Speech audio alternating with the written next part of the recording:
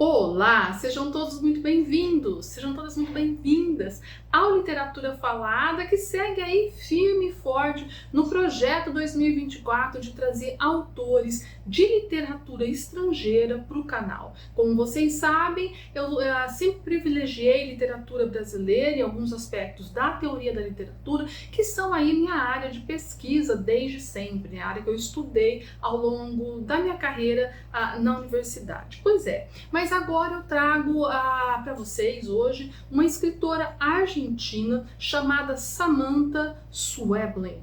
Peço desculpas aí pela pronúncia, é um nome diferente, o estilo também é diferente, muito peculiar, e eu escolhi aqui falar um pouquinho sobre um romance dela chamado Distância de Resgate. Já ouviu falar?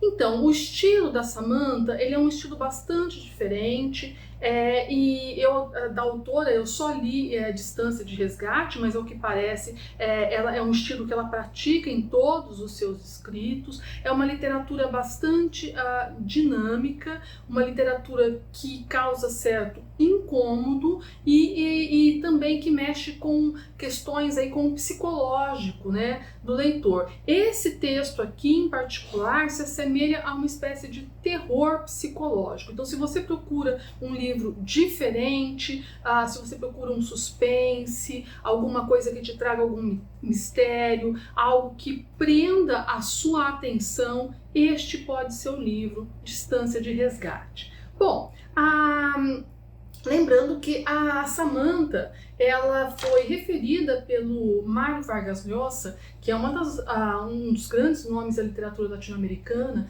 Ela foi referida por ele como sendo uma das vozes mais promissoras da literatura em língua espanhola da contemporaneidade. Lembrando a vocês que a Samantha é nascida em 1978, né? Então ela tem aí 46, 47 anos, seria 46 anos, né, ela teria hoje. Então é uma escritora, assim, por ser escritora relativamente jovem, né, e um nome aí que eventualmente vai escrever aí por décadas ainda. Então daí a ideia de que é um nome que promete, um nome promissor da literatura em língua espanhola e hispano-americana, uma vez que ela é nascida na Argentina. Bom, a Samantha Schweblin constrói nesse romance, que como eu disse se chama Distância de Resgate, eu vou dizer daqui a pouco um pouco sobre esse título que eu estranhei muito quando eu vi. Ela constrói nesse romance um universo ficcional que me pareceu, pelo menos para mim, me pareceu assim bastante fascinante. É um suspense psicológico, uma espécie, tem algo de terror nele, né, porque ele realmente flerta aí com o fantástico, né, e ele possui um ritmo assim que te prende, ele é rápido, surpreendente, e eu diria que ele é meio hipnótico, assim, sabe? Porque ele não te deixa interromper a leitura. Até porque Distância de Resgate, que foi publicado pela primeira vez em 2014, é escrito na forma de um diálogo ininterrupto. Então, a Amanda, que é a protagonista, ela é uma mulher intoxicada por agrotóxicos durante uma viagem de férias que ela faz com a sua filha Nina, supomos, ao interior da Argentina, né? Ela está, durante esse diálogo, né, que é quando se passa, ela nos conta a história, ela está numa unidade de saúde, num pronto-socorro, né, e ela está à beira da morte. Então todo tempo ela fala, olha, meu tempo está acabando, eu vou morrer, né. E nesse ambiente, né, nesse pronto-socorro, ela é meio que interrogada por Davi, né? Não é simplesmente uma conversa que ela tem com ele, ela é meio que interrogada por ele, ele faz perguntas precisas para ela e cobra que ela se concentre e responda para ele de maneira objetiva. E o Davi, ele é uma criança que sofreu o mesmo tipo de contaminação que ela e a filha sofreram e cuja sobrevivência teria se dado, como a gente vai descobrir ao longo do texto, graças a rituais sobrenaturais realizados por uma curandeira do vilarejo. Então daí a ideia dele flertar, né, do romance flertar com o fantástico. A curandeira teria dito para Carla é a mãe do Davi. O Davi é um menino que está interrogando a Amanda, que está intoxicada no pronto-socorro. Então a curandeira teria dito para a mãe desse menino que a única forma de salvá-lo da contaminação seria por meio de algo que ela chama de migração. Eu vou até ler a passagem para vocês do que a curandeira teria dito para a mãe do Davi. Se transferíssemos a tempo o espírito de Davi para outro corpo, então uma parte da intoxicação também iria com ele. Dividida em 2 corpos, haveria chances de vencê-la. A narrativa, como eu disse, é um diálogo ininterrupto, então ela não traz capítulos nem pausas. É um fluxo contínuo, né? Isso estimula a gente a não interromper o fluxo de leitura, né? Eu, por exemplo, li o livro acho que em 3 horas. Ele tem em torno de 100, 120 páginas. Eu li em 3, 4 horas. Porque a gente não quer parar, até porque a gente não tem muito como interromper, porque ele não para, né?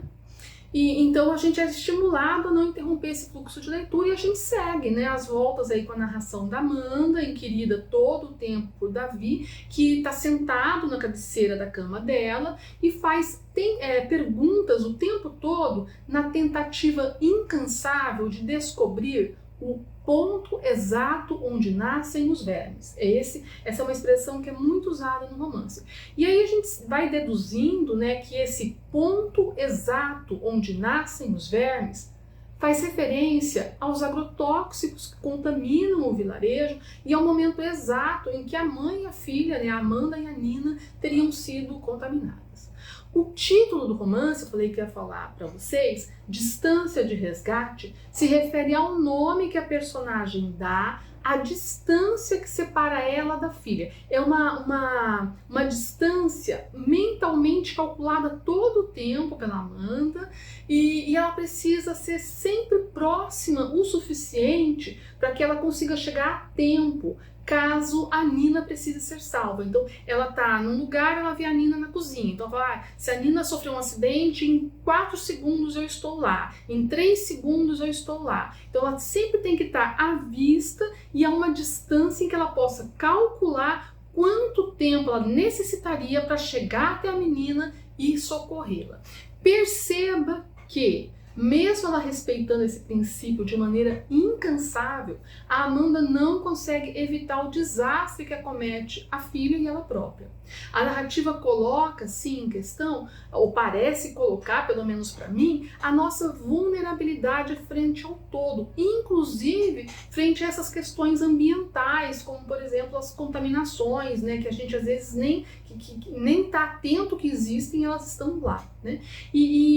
A narrativa nos leva a buscar também, junto com a protagonista, o ponto exato em que ela deu o passo falso que a condenou. E esse é um tema que eu acho muito curioso, né? Quer dizer, aonde foi o ponto a partir do qual tudo se pôs a perder? Então ela fica buscando isso o tempo todo junto com o Davi, né? A estratégia de construção do texto, ela é muito interessante. Ela é, na verdade, a meu ver, genial. A narração sugere, pelas coisas que a gente vai lendo, a hipótese de que o Davi possa ser uma espécie de projeção da mente da personagem, né? Até porque, conforme a história vai passando, a gente vai vendo que o Davi, ela conta, né? Ela vai narrando, o Davi é uma criança. E as próprias questões que ele pergunta não faz parecer que é uma criança, é uma situação toda muito estranha. Então, a gente começa realmente a pensar o que é fato e o que é delírio ou o que é projeção da mente dela. Então, eu disse que essa é uma estratégia interessante, né? Porque se o leitor adere a opções como essa, como por exemplo de que o Davi é uma projeção da mente da Amanda, as possibilidades interpretativas elas se multiplicam, porque em situação de delírio, tudo que chega até nós vindo da Amanda pode ou não ser verdadeiro. Veja que até mesmo o gênero narrativo arquivo se abre e a história pode abandonar o fantástico, porque essas coisas todas de curandeira, de migração, né, essas coisas sobrenaturais, isso existe de fato ou é fruto de uma mente perturbada, de uma mente que está aí sofrendo contaminação, sabe-se lá sobre vinda do quê, né? Então é muito interessante a estratégia de construção do romance. E é muito interessante ainda, né, que a Samantha Schweblin, ela afirma em várias entrevistas que ela tende a estruturar as suas narrativas em torno de algo que incomoda. Ela diz que necessita da angústia para que esse universo narrativo se constitua. Algo deve ser perturbador para que ela se sente e escreva. E a tensão, em maior ou menor grau, é um elemento que tem que atravessar o texto dela. É exatamente isso que a gente encontra em Distância de Resgate, uma narrativa original, perturbadora e de percepção singular sobre o contar histórias. Eu queria ler aqui uma passagem para vocês, tentei selecionar de vários momentos do romance, mas não consegui pegar algo que me parecesse interessante. Isso porque, como é uma narrativa em fluxo contínuo, em que alguém fala, conta, parece que a gente está sempre entrando no meio de uma conversa, inclusive no início da narração. Então eu escolhi ler aí as primeiras linhas do início desse romance para que você perceba como que ele se instala, como que a situação narrativa se instala, para convidar você a entrar aí nessa história junto comigo. Vamos lá. Distância de Resgate, lembrando a vocês que esse texto tem duas edições em português, uma de 2014 pela Record, e a outra em 2023, 2024 pela Fósforo, tá? Leia então o início do romance. São como vermes. Que tipo de verme? Vermes em todo lugar. Quem fala é um menino, vai me dizendo as palavras ao ouvido. Quem pergunta sou eu. Vermes no corpo? Sim, no corpo. Vermes como minhocas? Não, outro tipo de verme. Está escuro e não consigo enxergar. Os lençóis são ásperos. Enrugam-se debaixo de meu corpo. Não consigo me mexer, digo. Sobre os vermes, a gente precisa ser paciente e esperar. Enquanto espera, precisa encontrar o ponto exato onde nascem os vermes. Por quê?